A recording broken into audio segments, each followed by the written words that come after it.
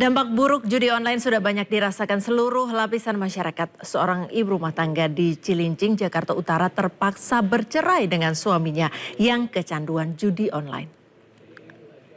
Alhamdulillah masih bersyukur walaupun sampai ke judi itu mah jahat sampai kita divorce gitu. Menteri Komunikasi dan Digital, Mutia Hafid, menangis mendengarkan curhatan warga saat acara literasi digital dalam pencegahan judi online di lingkungan sekolah dan masyarakat di Semper Barat, Cilincing, Jakarta Utara.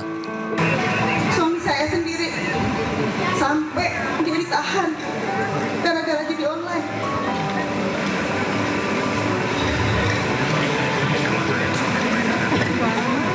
Handphone, semua TV habis.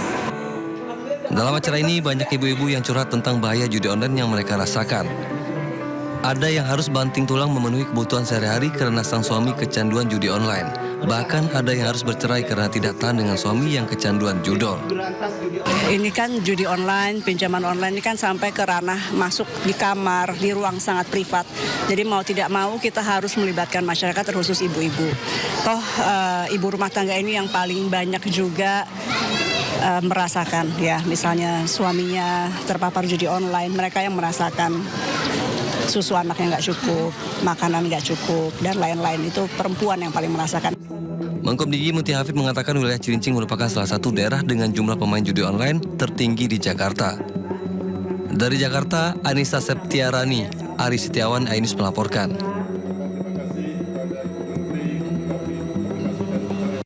Pemirsa, terungkapnya kasus perjudian online yang melibatkan oknum pegawai Kemenkom DIY membuat judi online menjadi perbincangan hangat. Ironisnya judi online ternyata telah menjangkiti anak-anak di bawah umur. Berdasarkan data dari Pusat Pelaporan dan Analisis Transaksi Keuangan, anak-anak berusia hingga 17 tahun di Jakarta yang terlibat judi online mencapai angka 1.836 anak. Nilai transaksi judi online tidak kalah mencengangkan, yaitu mencapai 2,29 miliar rupiah.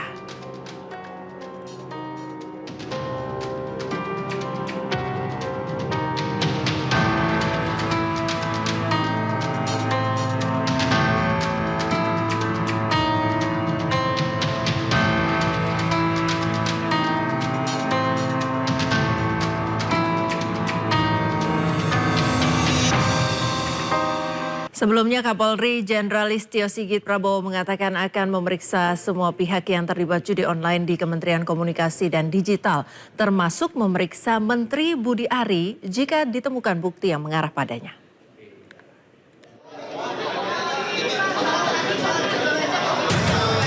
Kapolri Jenderal Listio Sigit Prabowo mengungkap Polri membuka peluang terhadap semua pihak yang terlibat untuk diperiksa dalam kasus situs judi online. Pernyataan itu disampaikan Listio Sigit Prabowo merespon dugaan keterkaitan antara mantan Menkominfo Budi Ari Setiadi dengan kasus situs judi online yang melibatkan beberapa pegawai di Kementerian Komdiji. Kepolisian terus mendalami keterangan dari dua orang pelaku yang tertangkap di Malaysia. Tidak menutup kemungkinan jika ditemukan bukti yang cukup yang mengarah ke nama Budi Ari Setiadi akan diproses oleh polisi. Budi Ari juga lagi rame namanya Pak. Tadi kan dibilang ini akan memeriksa siapapun, apakah termasuk sosok Budi Ari juga nanti akan dimintai keterangan begitu Pak? Karena kan dulu di Kominfo, terus ada juga di Komdigi. Ya saya kira kalau nanti dalam pemeriksaan yang dilakukan oleh anggota saya mengarahkan nama-nama tertentu, saya kira tentu pasti akan diproses, akan diperiksa.